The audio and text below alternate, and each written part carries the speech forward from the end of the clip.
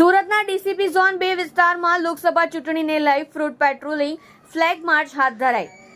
હાલ સુરત શહેરમાં 2024 લોકસભા ચૂંટણીની તૈયારીઓ પૂરજોશમાં ચાલી રહી છે। મહેરબાન સીપી સાહેબની અને ડીજી સાહેબની અપાયેલ સૂચના અનુસાર સુરતના ઉધના અને સલાબતપુરા અને પૂર્ણ સુરત શહેરના તમામ પોલીસ સ્ટેશન વિસ્તારમાં પોલીસની ટીમો બનાવી અને 6:30 થી 7:30 સુધી ફ્લેગ માર્ચ કરવામાં આવી રહ્યું છે અને એમાં પેરામિલિટરી ફોર્સ બેઝ સાથે રાખી જે પણ ગીચ ભીડવાળા વિસ્તારો છે ત્યાં પેટ્રોલિંગ સાથે ફ્લેગ માર્ચ કરવામાં આવી રહ્યું છે।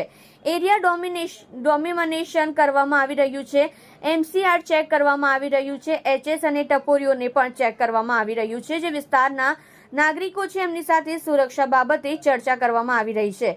જેમ કે એમને કોઈ પ્રશ્ન હોય, એમને કોઈ તકલીફ હોય, એમના વારામાં પણ જાણકારી મળી શકે। વાહન ચેકિંગ કરી કોઈ પણ હથિયારધારાના કેસો છે જેવા કે જીપી એક્ટ 135 ના કેસો છે એ કરવામાં આવી રહ્યા છે। આના કારણે થઈ કોઈ પણ ક્રાઇમ છે, ગુનાખોરી છે એને બંધ અટકાવી શકાય તેવા પ્રકારની પ્રક્રિયા હાથ ધરવામાં આવી છે।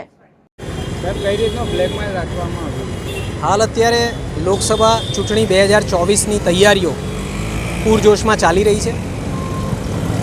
મહેરબાન સીપી સાહેબની અપાયેલી સૂચના, ડીજી સાહેબની અપાયેલી સૂચના અનુસાર અત્યારે ઉધના અને સલાબતપુરા પોલીસ સ્ટેશન તેમજ સુરત સિટીના તમામ પોલીસ સ્ટેશનની અંદર પોલીસની ટીમ બનાવી અને 6:30 થી 7:30 સાંજના સમયે ફ્લેગ માર્ચ કરવામાં આવે છે, જેમાં પેરામિલિટરી ફોર્સને સાથે રાખવામાં આવે છે અને જે પણ ગીચ વિસ્તારો છે, ભીડભાડવાળા વિસ્તારો છે, નોટોરિયસ વિસ્તારો છે ત્યાં પેટ્રોલિંગ કરવામાં આવી રહ્યું છે। એરિયા ડોમિનેશન કરવામાં આવી રહ્યું છે। એમસીઆર ચેક કરવામાં આવે છે। એચએસ અને ટપોરીઓને પણ ચેક કરવામાં આવી રહ્યા છે। જે નાગરિકો છે એમની સાથે સુરક્ષા બાબતે ચર્ચા કરવામાં આવે છે કે જેથી એમના કોઈ પ્રશ્નો હોય અને એમને કોઈ તકલીફ હોય તો એ બાબતે પણ જાણકારી મળી શકે। વાહન ચેકિંગ કરી અને જે પણ હથિયારધારાના કેસ છે અથવા તો 135 જીપી 135ના કેસ છે એ કેસ કરવામાં આવી રહ્યા છે અને આના કારણે થઈ અને જે પણ ક્રાઇમ છે એને બનતું અટકાવી શકાય, પ્રિવેન્શન ઓફ ક્રાઇમ થઈ શકે એ પ્રકારની પ્રક્રિયા હાલે અત્યારે ચાલુ છે।